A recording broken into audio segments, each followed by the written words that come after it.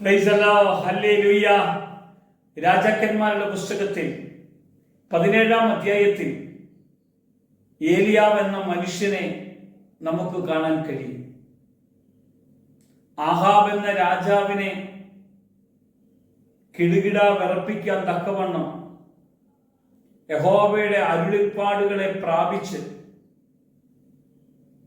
യഹോവയുടെ കൂടെ തൻ്റെ ജീവിതം മാറ്റിവെക്കുന്ന ഒരു ഏലിയാവിനെ നമുക്ക് കാണാൻ കഴിയും.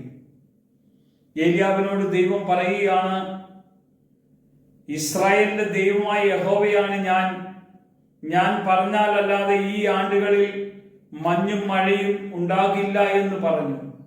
പിന്നെ അവന് യഹോവയുടെ അരുളിപ്പാടുണ്ടായതെന്നാൽ, നീ ഇവിടെ നിന്ന് പുറപ്പെട്ട് കിഴക്കോട്ട് ചെന്ന് ജോർദാന് കിഴക്കുള്ള കെരീത് തോടിനരികെ ഒളിച്ചിരിക്കുക. കണ്ടോ, ഏലിയാവ് പറയുകയാണ്, എന്നോട് എൻ്റെ യഹോവ പറഞ്ഞു, നീ പറയാതെ ഇനി മഴ പെയ്യല. എന്നിട്ട് ദൈവം ഏലിയാവിനോട് പറയുക, മഴ പെയ്യാതിരുന്നാൽ ക്ഷാമമുണ്ടാകും, വെള്ളമെല്ലാം വറ്റിപ്പോകും. വെള്ളം വറ്റിപ്പോയാൽ മനുഷ്യരും മൃഗങ്ങളെല്ലാം മരിക്കും. ദൈവം ഏലിയാവിനെ കാക്കാൻ വേണ്ടി കെരീബ് തോട്ടിലേക്ക് പോകാൻ വേണ്ടി പറഞ്ഞു. അവിടെ ദൈവം വെള്ളം ഒരുക്കി, ഏലിയാവിന് ഭക്ഷണം ഒരുക്കി.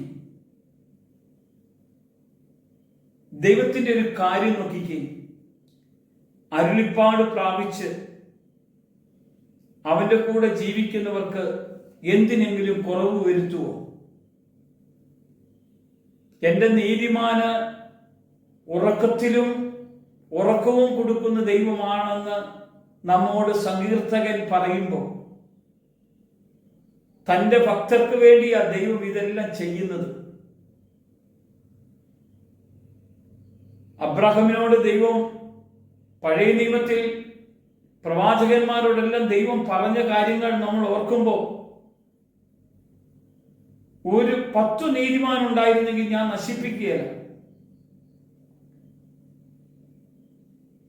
ഒരു നീതിമാൻ ഉണ്ടെങ്കിൽ പോലും നശിപ്പിക്കുകയെന്ന് അവസാന കർത്താവ് പറയാനായിട്ട് വന്നില്ലേ?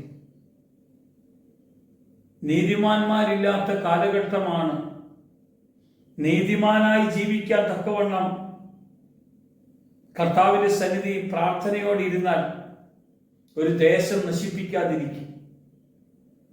ഒരു ഭക്തൻ ഒരു തടവറയ്ക്ക് അകത്ത് കയറിയപ്പോ ആ തടവറയുടെ അകത്തുള്ള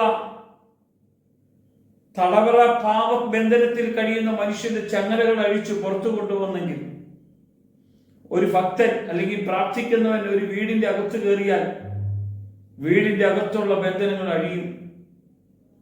നിന്റെ ജീവിതത്തിന്റെ ബന്ധനങ്ങൾ അഴിയും. നീ പ്രാർത്ഥിക്കുന്ന മനുഷ്യനായാൽ നിന്റെയും നിന്റെ ഭവനത്തിന്റെയും ബന്ധനങ്ങൾ അഴിക്കാൻ കഴിയുന്ന ഒരു കർത്താവ് നിന്റെ കൂടെയുണ്ട്. ഏലിയാവിന്റെ കൂടെയുള്ള ദൈവം ഒരു രാജ്യത്തിന്റെ മേലേക്ക് മഴ പെയ്ക്കണ്ട എന്ന് പറഞ്ഞ് ആകാശം അടയ്ക്കാൻ കഴിയുന്ന വിധത്തിലേക്ക് മാറ്റിയെങ്കിൽ, മഴ പെയ്ക്കാൻ വേണ്ടി പ്രാർത്ഥിക്കുമ്പോൾ മഴമേഘങ്ങളെ നോക്കി പ്രാർത്ഥിക്കുക. മഴമേഘങ്ങൾ ദൈവം അത്ഭുതം ചെയ്യുന്നത് കാണാൻ കഴിയില്ലേ? മഴ പെയ്യെന്ന് പറഞ്ഞാൽ മഴ പെയ്യല, മഴ പെയ്യൂ എന്ന് പറഞ്ഞാൽ മഴ പെയ്യും. ദൈവത്തിന്റെ കൂടെയുള്ള ദൈവമക്കൾ പറയുന്നത് പോലെ ദൈവം ചെയ്യുന്നേ, ദൈവം അത്ഭുതം ചെയ്യുന്നേ, ദൈവം അടയാളം പ്രവർത്തിക്കുന്നേ. നിന്റെ ഭവനത്തിന്റെ അസമാധാനം മാറ്റാൻ ഈ കർത്താവിന് കഴിയുന്നതാണ്. വിശ്വസിക്കാമോ? വീട്ടിലെ രോഗം ഒന്നിനു പുറകെ ഒന്നായി വന്നുകൊണ്ടിരിക്കുന്നുണ്ടോ?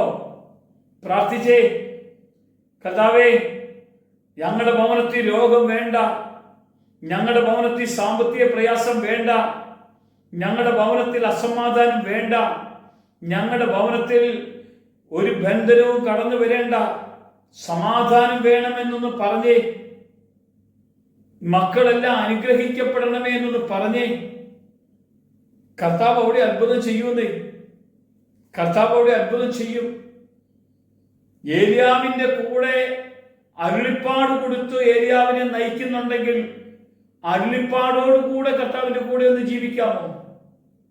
അവന്റെ ശബ്ദം ഫിലിപ്പോസ് കേട്ടപ്പോൾ അവന്റെ പറഞ്ഞ വഴിയിൽ അവൻ കടന്നു പോകാൻ ഇടവന്നെങ്കിൽ, ഞാനും അവന്റെ ശബ്ദം കേട്ടിറങ്ങാൻ, അവന്റെ വചനം കേട്ടിറങ്ങാൻ, അവന്റെ നാമത്തെ പ്രതി ജീവിക്കാൻ എനിക്കിന്ന് അവന്റെ കൃപ തരുന്നുണ്ടെങ്കിൽ അവൻ എൻ്റെ കൂടെ ഇരിക്കും. ഒന്നിനും എനിക്കൊരു കുറവ് വരികയില്ല. ഒരു നിമിഷം പ്രാർത്ഥിക്കാം. കർത്താവേ, ഏലിയാവിലൂടെ നീ അത്ഭുതം ചെയ്തെങ്കിൽ ഇന്ന് എന്നിലൂടെ അത്ഭുതം ചെയ്യുന്ന കർത്താവാണ്. അവന്റെ ആലോചനകളെ പ്രാപിച്ചും അവന്റെ വചനത്തെ പ്രമാണിച്ചും ജീവിക്കത്തക്ക വിധം എന്നെ നീ ബലപ്പെടുത്തണം. യേശുവിന്റെ നാമത്തിൽ തന്നെ. ആമേൻ.